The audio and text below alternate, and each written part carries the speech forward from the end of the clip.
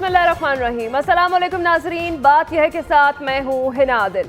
नाज़रीन, वो गिरफ्तारी जिसे हुकूमत ने कानूनी कहा, इदारों ने जिस गिरफ्तारी को कानून की अमलदारी करार दिया, जिस गिरफ्तारी के बाद पूरा मुल्क मैदान जंग बना रहा, आज सुप्रीम कोर्ट ने उस गिरफ्तारी को गैर कानूनी करार देते हुए इमरान खान को फौरी रिहा करने का हुक्म दे दिया है। इस हुक्म के बाद हुकूमती इक़दामात पर कई सवाल उठ रहे हैं। क्या इमरान खान की गिरफ्तारी से अदालती वक़ार मजरूह किया गया? क्या जानबूझकर इमरान खान को अदालत से गिरफ्तार करने का मंसूबा बनाया गया? ये वो सवालात हैं जो आज इमरान खान की गिरफ्तारी के खिलाफ दरख्वास्त की समाअत के दौरान चीफ जस्टिस की जानिब से उठाए गए। जजेस ने समाअत के दौरान ये भी कहा कि किसी शख्स ने अदालत में सरेंडर कर दिया तो उसे गिरफ्तार नहीं किया जा सकता। इमरान खान की गिरफ्तारी से किसको फायदा और किसको नुकसान हुआ, और अब रिहाई के बाद तहरीक इंसाफ की सियासत का मुस्तकबिल क्या होगा, इस तमाम सूरत हाल पर आज हम बात करेंगे। हमारे साथ मौजूद होंगे नसीर वागा साहब, रिजवान रजी साहब, सलमान आबिद साहब, और हमें ज्वाइन करेंगे खालिद फारूकी साहब। आगाज आपसे करती हूँ नसीर वागा साहब, आज के फैसले के बाद आप सियासी इस्तेहकाम आता देख रहे हैं? देखिए, इस सवाल के साथ एक और अभी जो आपने बातें की हैं कि चीफ जस्टिस ने ये सब कुछ कहा है, ये भी तो सोचना चाहिए कि अगर ये गिरफ्तारी गैर कानूनी थी तो ये गिरफ्तारी करने वालों के ख़िलाफ़ क्या इक़दाम उठाए जाएंगे? क्या अगर ये गिरफ्तारी गैर कानूनी थी तो इस ज़िमन में ये जो कुछ हुआ, जो तबाही मची, जो मुल्क व कौम का नुकसान हुआ, तो फिर इसका ज़िम्मेदार कौन होगा? हमें इन बातों पे गौर करना चाहिए। ये क्या हुआ कि गिरफ्तारी गैर कानूनी थी, उनको रिहा कर दिया गया और बात ख़त्म। भाई, इस्लामाबाद हाई कोर्ट के अहाते से एक शख्स को गिरफ्तार किया जाता है और बाद में सुप्रीम कोर्ट कहती है कि जी वो गिरफ्तारी गैर कानूनी थी, तो फिर वो गैर कानूनी गिरफ्तारी करने वालों का मुहासबा भी होना चाहिए और ये देखना चाहिए कि ये सब कुछ प्लान किसने किया। अब उसके बाद जो सूरत हाल हुई, जो अरबों और खरबों रुपए का मुल्क का, कौम का नुकसान हुआ, जिसमें लॉ एंड ऑर्डर जो जारी करने वाले जो इदारे थे, उनके साथ जो लोगों का रवैया और लोगों के साथ उनका रवैया था, इसका फिर जिम्मेदार कौन होगा? क्या हमें ऐसे प्रिकॉशंस नहीं लेने चाहिए कि हम इस तरह के फैसले करने से पहले सोचें कि इसके क्या असरात होंगे मुल्क पर, कौम पर, और ये कानूनी है या गैर कानूनी है? क्या ये कोई बहुत बड़ी एम्बिगुइटी तो इस बात में नहीं थी? ये बात कितनी क्लियर है कि अहाता अदालत से किसी शख्स को गिरफ्तार नहीं किया जा सकता। ये एक बहुत पुरानी रवायत है, अदालत का एहतराम है, हर शख्स जानता है कि ये काम नहीं हो सकता। एक और अहम बात, ये गिरफ्तारी पुलिस के ज़रिए क्यों नहीं करवाई? अब उसके बाद ये कितना बड़ा क्वेश्चन है कि एक और एजेंसी को बुलाकर गिरफ्तार करवाया गया, जो कि मेरी नज़र में कानूनी नहीं है। वजारत दाखिला ने अगर ख़त लिख के उनको बुलाया है तो फिर ये हुकूमत की एक और बड़ी नाकामी है कि उनकी अपनी एजेंसियां नाकाम हो चुकी हैं। देखिए, अदालत ने यह भी तो सोचा होगा ना कि इमरान खान को मोटरवे के रास्ते में भी तो रोककर गिरफ्तार किया जा सकता था ना। अब ये तो उसकी किस्मत है कि इमरान खान अहाता अदालत में अंदर आ गया और वो बायोमेट्रिक करता हुआ वहाँ से उसको गिरफ्तार किया गया। ये सारे हालात सारी दुनिया ने देखे और देखा कि क्या हुआ है और क्या हो रहा है। उसके बाद मैं अपने सवाल से थोड़ा सा हटके एक बात करना चाहता हूँ कि आज हमने जो इसके बाद प्रेस कॉन्फ्रेंस देखी मरियम औरंगज़ेब की और मरियम नवाज़ का जो ट्वीट है, वो देखने के बाद मुझे बहुत अफसोस हुआ। यकीन जाने, मैं हल्फन कह रहा हूँ कि मैं हमेशा जो भी बात करता हूँ हरगिज़ किसी की पार्टी की तरफदारी करके नहीं करना चाहता, ना करता हूँ।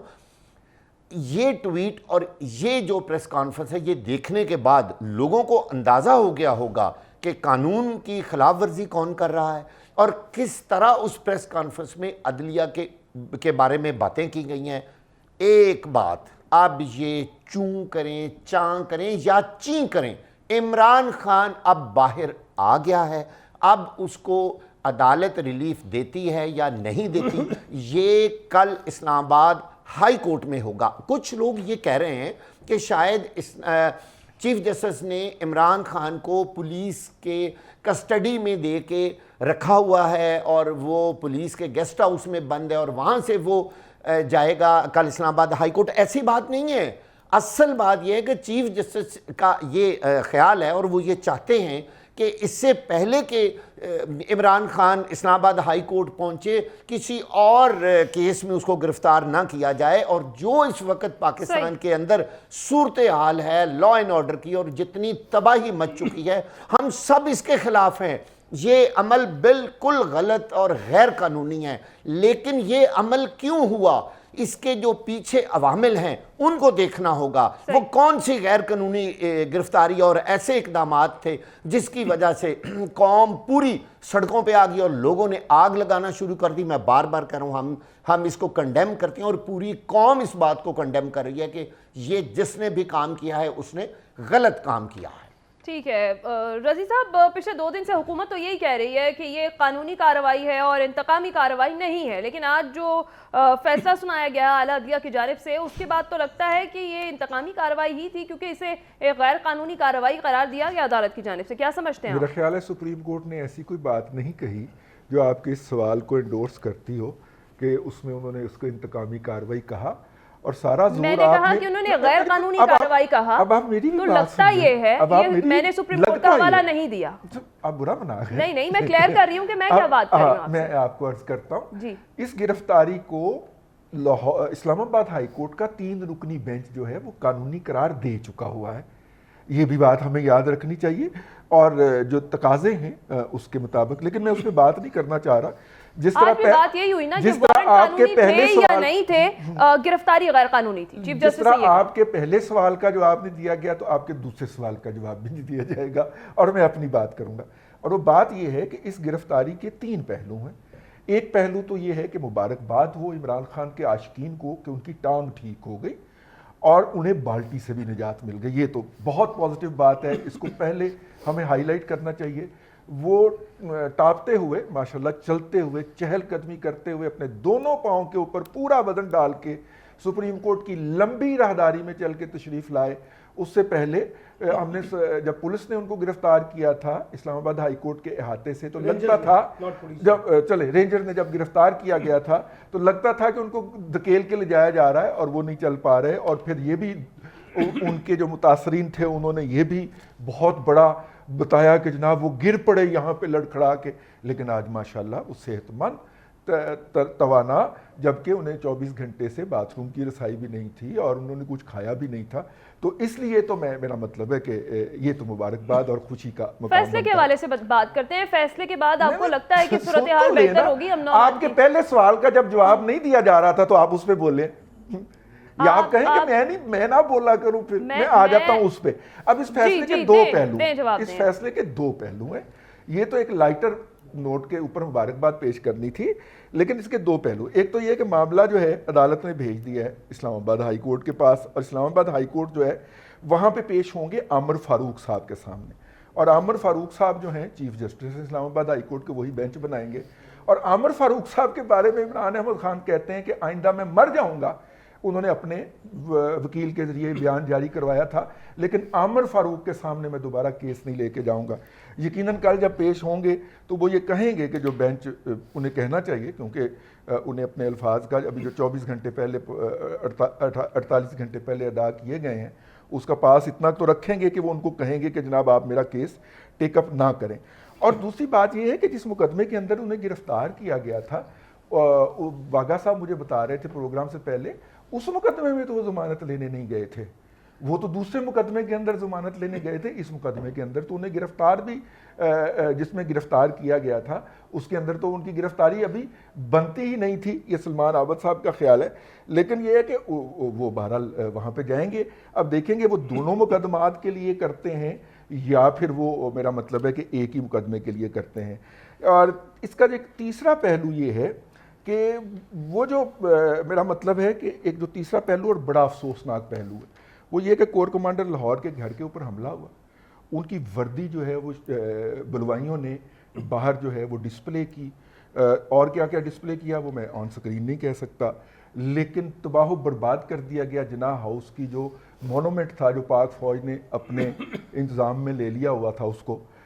उसके बाद GHQ के ऊपर जो वो निशानात लगे होते हैं, सिंबलाइज होते हैं, उनको तबाह बर्बाद किया गया। कराची के अंदर रेंजर्स की लगाई गई बिल्डिंग हेडक्वार्टर को आग लगाई गई। सरगोदा के अंदर MM आलम के तैयारे को आग लगा दी गई। तो ये जो तमाम नुकसान हुआ है, और नुकसान से ज़्यादा जो दिलों को जक पहुंची है, और उसके बाद फिर बड़े फ़ख्र से वो इस पूरी शरपसंदी की और पूरी तखरीबकारी की और दहशतगर्दी की वीडियोस भी पोस्ट की गई, और कुछ लोगों ने ऑडियोज़ भी जारी कर दी। तो अब मेरा मतलब है, क्या ये फैसला जो है, कल इमरान खान साहब जो हैं उनको हाई कोर्ट जो है उसी तरह बेल दे देती है जिस तरह 7-7 केसेस की 6-6 मिनट के अंदर पहले वो बेल देती है। लेकिन क्या ये जो नुकसान हुआ है, जो तीसरा, क्या इससे जो दिलों के ऊपर जख्म लगे हैं या जो कुछ हुआ है, क्या वो भर पाएंगे? फिर अगली बात, इस नुकसान को कवर बना के हमारे अदारों ने लिस्टें बना ली। 1800 बंदा पंजाब में पकड़ा गया है, 250-300 बंदा KPK में पकड़ा गया है, और 350 के करीब बंदा जो है, या 250 के करीब ही फेडरल कैपिटल टेरिटरी में पकड़ा गया है।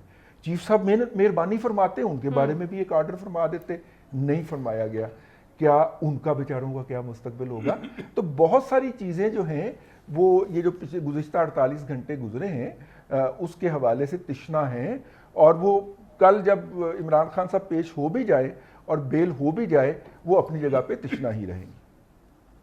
ठीक है, बिल्कुल ठीक है। एक अहम डेवलपमेंट अभी और ऑडियो लीक हुई है जो कि अब सामने आई है। इमरान खान साहब की मुसर्रत जमशेद चीमा साहिबा से जो गुफ्तगू हुई है उसमें क्या क्या बातें की गई हैं, वो पहले सुनते हैं फिर बात करते हैं। जी सुनवाएं।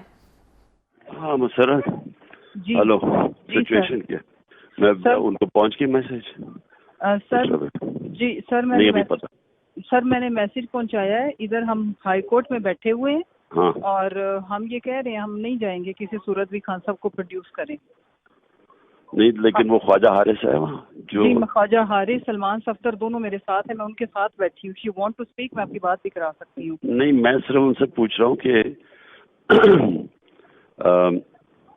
एक आजम साथी से ये भी जरूर बात करो कि सुप्रीम कोर्ट में भी इसके ऊपर वो करें, क्योंकि ये तो बिल्कुल जो इन्होंने किया है ये तो बड़ा मैलिफाइड है। हाँ जी, बिल्कुल बिल्कुल सर। हम तो आजम स्वाति का कहना है। जी सर आप बेफिक्र हो जाए। हम तो ये नहीं, ये क्या कर रहा है ये जो चीफ जस्टिस है? ये तो ऑर्डर लेता है इनसे। अभी इसने नैब वाले आए, फलाने आए, तो हमने कहा है कि अभी अब सलमान सफ्तर साहब को मैं उनके बिल्कुल सामने खड़ी हूँ कि भाई आप उनको कहें कि कोर्ट में प्रोड्यूस करें, हमें कोर्ट में लेके आए। ख्वाजा हारिस साहब और उनके मैं बिल्कुल साथ बैठी हूँ कि कोर्ट में प्रोड्यूस करें ना। हम नहीं ऐसे जा सकते, हम कोर्ट के अंदर ही मौजूद है। जिस ये जज के पास आपका लगा हुआ चीफ जस्टिस के पास केस नहीं, लेकिन ये तो उनसे ऑर्डर लेता है। वो आजम से बात करो दूसरी तरफ उधर, अभी आजम से जरूर कहना। ओके सर, अपना ख्याल रखें। तो जनाब, ये गुफ्तगू आपने सुनी, 10 मई की ऑडियो लीक है जिसमें इमरान खान साहब कह रहे हैं कि सुप्रीम कोर्ट जाएं, और उसके बाद उन्होंने ये भी कहा कि और वो चीफ जस्टिस है तो आजम स्वाति से बात करें कि दूसरी तरफ जाएं। सलमान आबिद साहब, सुनिए आपने पूरी ऑडियो, क्या कमेंट करेंगे आप? देखिए, अब कितनी ऑडियो सुनानी है आपने? रोजाना आप एक ऑडियो सुनाती हैं, अब इसका कोई तरीकाकार भी ढूंढ लेना। ऑडियो लीक होती रहेगी तो सुन तो ले।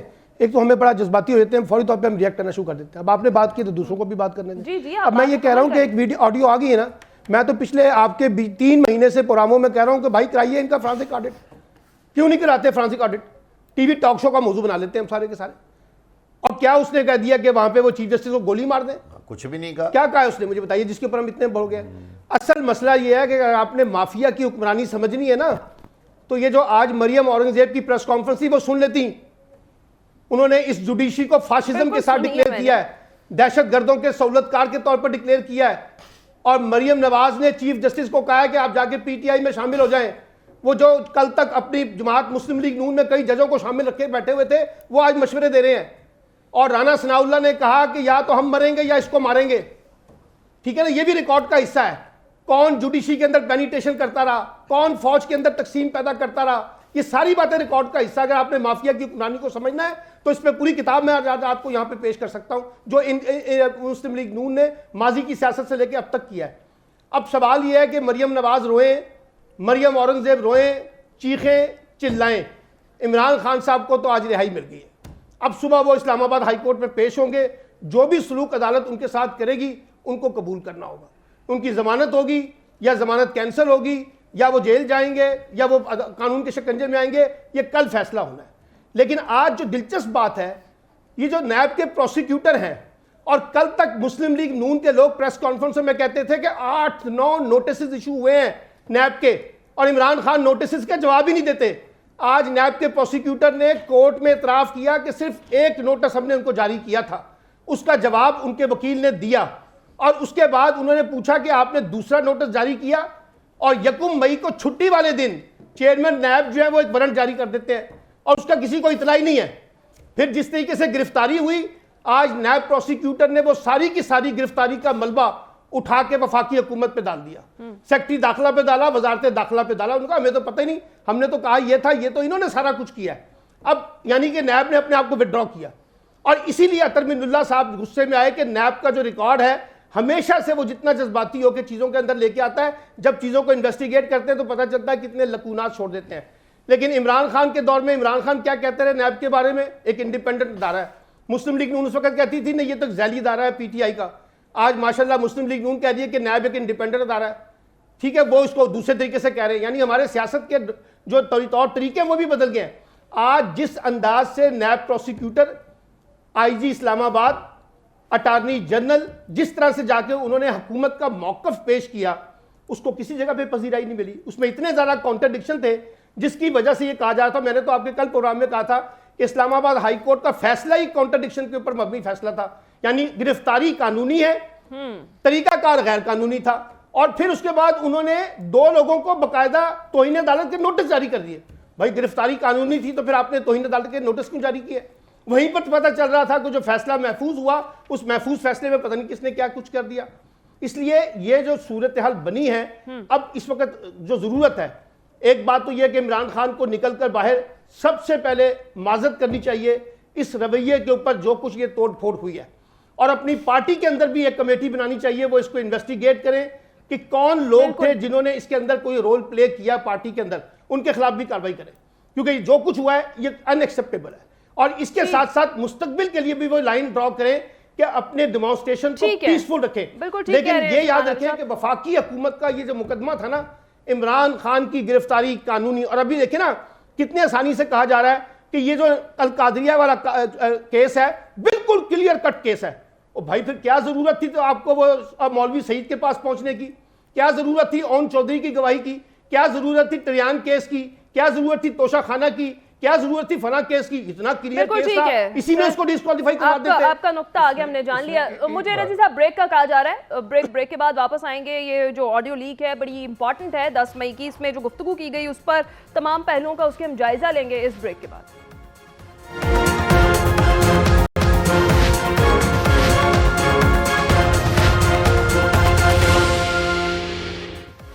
Welcome back. नाज़रीन, 10 मई की एक ऑडियो लीक जो सामने आई है इमरान खान साहब की मुसर्रत जमशेद चीमा साहिबा के साथ, उस पर हम गुफ्तगू कर रहे थे ब्रेक पर जाने से पहले। खालिद फारूकी साहब, एक सवाल तो ये भी उठता है कि 10 मई को तो इमरान खान साहब हिरासत में थे, वहाँ से उन्हें फ़ोन तक रसाई कैसे दी गई और उन्होंने इतने खुलकर इस तरह से गुफ्तगू कैसे की होगी?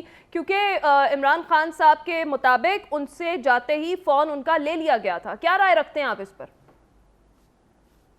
वो तो सलमान आबद जवाब दे सकते हैं, जो ये कहते हैं कि मतलब वो मतलब इमरान खान के लिए वो बात कर सकते हैं। असल में सारी प्रोपेगेंडा होता है ना, हमारे पास सारी बातें जिस तरह से पहुंचती हैं। इमरान खान को जाहिर है कि ये फैसिलिटी मिली होगी, उनको फोन तक रसाई हासिल होगी। उन्होंने जो बात की, फोरेंसिक की बात करके हम चीजों को फिर हम धकेल देना चाहते हैं पर्दे के पीछे। मामला ये है कि किसी को भी अदालतों पर एतमाद इस तरह नहीं है। आज अगर मरियम औरंगजेब ने जो बातें की हैं वो यकीनन काबिल एतराज हैं, या अगर कोई और भी करता है, लेकिन इमरान खान जो बात कर रहे हैं वो भी तो ऐसी बात ही है। उनको अदालत पर एतमाद नहीं है।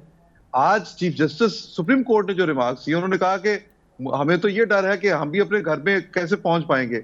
मसला उनका कहने का मतलब ये था कि अगर वो इमरान खान के खिलाफ फैसला आ जाता कोई, तो क्या ये सुप्रीम कोर्ट के जजेस जो हैं ये उनके घर बजते? जो कुछ हमने कल देखा है और परसों भी देखा है। अब अगर इमरान खान और उनके हामी जो हैं कल जब कोर्ट पे जाएंगे और इस्लामाबाद हाई कोर्ट में उनके खिलाफ फैसला आ गया, तो उसको कौन एक्सेप्ट करेगा? ये मुल्क में दोबारा यही सूरत हाल नहीं होगी। इमरान खान खालिद फारूकी साहब से मेरा ख्याल है हमारा राब्ता मुनक़ता हो गया है। रजी साहब आपकी जानिब आती हूँ जब तक हम उनसे दोबारा राब्ता करते हैं। इधर से वागा नहीं साहब नहीं की आप तरफ से बताएं ना, आप कह रहे थे कि जी उसमें कोई है काबिल इतराज बात, हमें भी बताएं। सर काबिल इतराज नहीं मैंने कही। जी जी ठीक जो है भी। ठीक है। रजी देखिए साहब बात बताइए। ये है कि कहा ये जाता है या अपना अदालतों के राहदारियों के अंदर कि जो बेंच मैनेजमेंट है वो आजम स्वाति साहब किया करते हैं। आजम स्वाति साहब का जो राइट चले है, रजी साहब आप पहले भी तैयार नहीं थे, खालिद फारूकी साहब वापस आ गए, वापस आ गए। उनसे कंटिन्यू करते हैं। जी खालिद फारूकी साहब। मुझे मेरा नहीं ख्याल बात कहां से टूटी है, क्योंकि मुझे नहीं पता चल सका। मैं ये कह रहा हूं कि जो कुछ भी इस वक्त हमारे सामने हो रहा है, अभी आज का जो फैसला सुप्रीम कोर्ट का है, इस पर सबसे बड़ी बात तो यह है कि मैं कहता हूं कि रियासत को, पीटीआई को और बाकी जितने भी फ्री कैन हैं, जो भी इसमें हैं, उन सबको इस फैसले पर एतमाद करना चाहिए। जरा रुक के मामले को देखना चाहिए। एक मौका मिला है, इस मौके से फायदा लेना चाहिए। कोर्ट का फैसला किसी को पसंद है, किसी को नापसंद है, ये अपनी जगह पे, लेकिन एक पास जरूर आया है। इस पास से फायदा उठाएं और मामलात को हल करें। देखिए जो मामला, जो बाद में जो केसेस हुए हैं, जो वाकयात हुए हैं, इसके जिम्मेदार जो हैं उनको तो अपनी सजाएं भुगतनी चाहिए और रियासत को उनसे कहीं भी कोई नरमी नहीं करनी चाहिए। बाकी जहां तक इमरान खान की गिरफ्तारी का मामला है, वो कानूनी और गैर कानूनी का खेल है कि जिस तरह से उनको गिरफ्तार किया गया उस पर सुप्रीम कोर्ट को एतराज है कि ये खालिद फारूकी साहब मैं आपकी बात काटूंगी यहाँ पर।